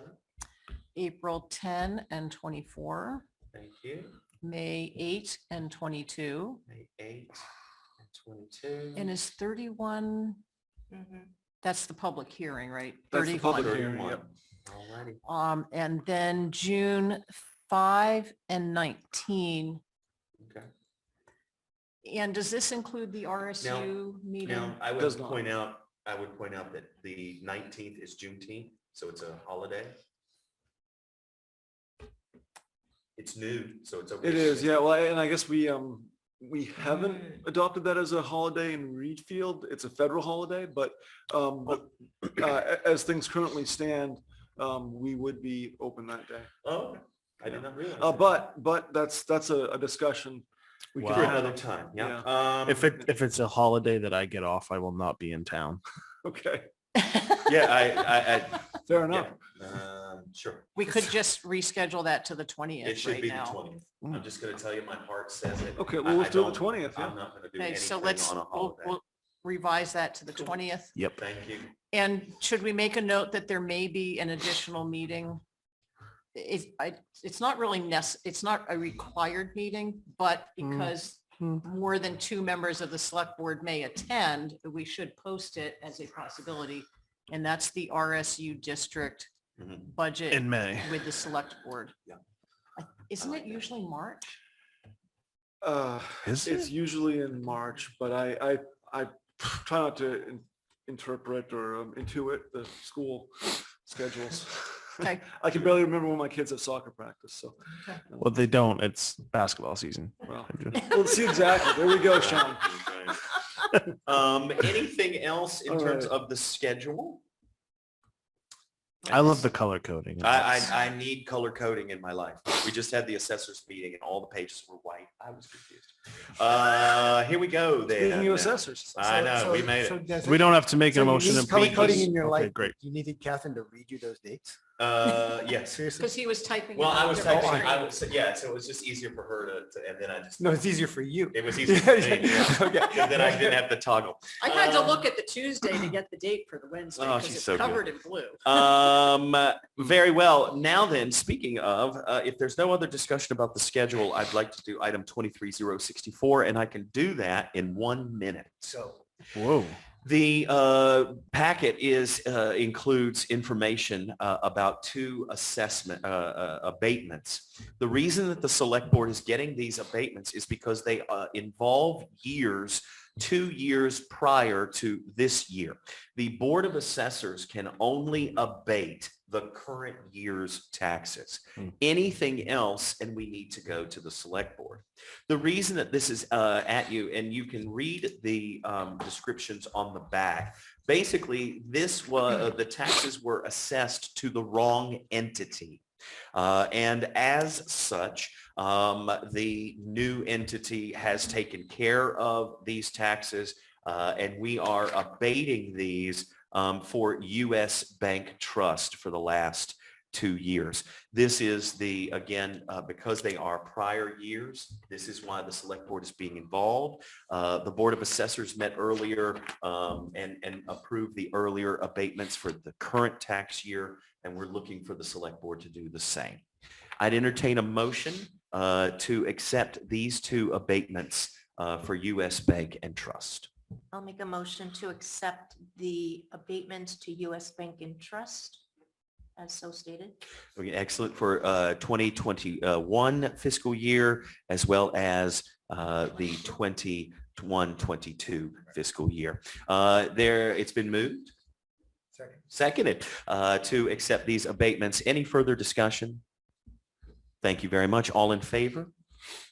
Excellent. I'll make a motion to adjourn. It's been moved and seconded to adjourn. What's page 112? What's that at the very end? Kindness of information You from can sign Eric. all those things. That's my- What is it? It's a thank you Thank you. from That first Oh, page okay. 30 Mile was the, River. I We will, before we Form do for the, adjourn, we just want to say emergency thank you to the operations 30 Mile River group for their letter and contribution to acknowledge that the town does vote to give them information and money. If there is nothing else, it's been moved and seconded to adjourn. All in favor? Thank you very much.